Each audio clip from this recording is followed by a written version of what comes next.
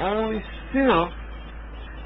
sift Peter only around the perimeter where God will allow. But note this. Note that here Satan can only go as far as God will allow him.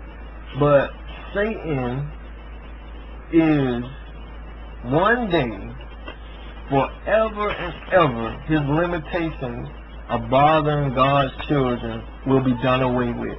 Let's turn over there to Revelation chapter 20.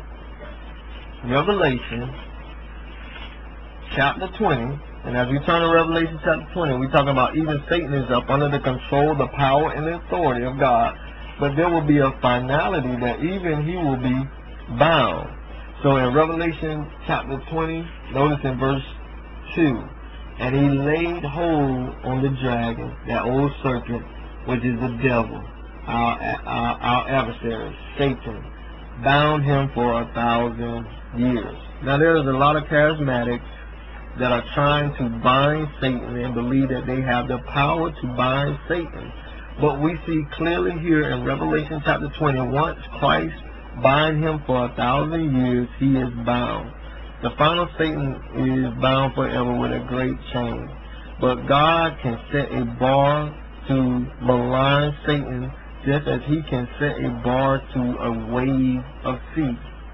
So as we come to this understanding of the omnipotence of God, what can we conclude? When therefore it is said that God is omnipotent because he can do whatever he wills, it is to be reminded that his will is determined by his nature. It is certainly no limitation to perfection to say that it cannot be imperfect. Omnipotence means in practice the power to do everything that in his rational and moral perfection, i.e., for example, his wisdom, goodness, God wills to do. This does not mean that God can do literally everything. He cannot sin, lie, change his nature, or deny the demands of his holy character. Nor can he make a square a circle, nor the notion of a square circle itself a contradiction. Nor can he cease to be God. But all that he wills and promises, he can and will do.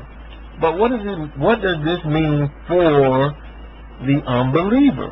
For the unbeliever, this will not be good for them because they will feel the divine wrath or power and the torment of the divine punishment. This is in the presence of the holy angels and the Lamb of God, and this will be unceasing and relentless, namely what? Eternal torment. That is for the unbeliever. But what about for the believer? For the believer, regeneration is not only an act of God, but also an act of his almighty power.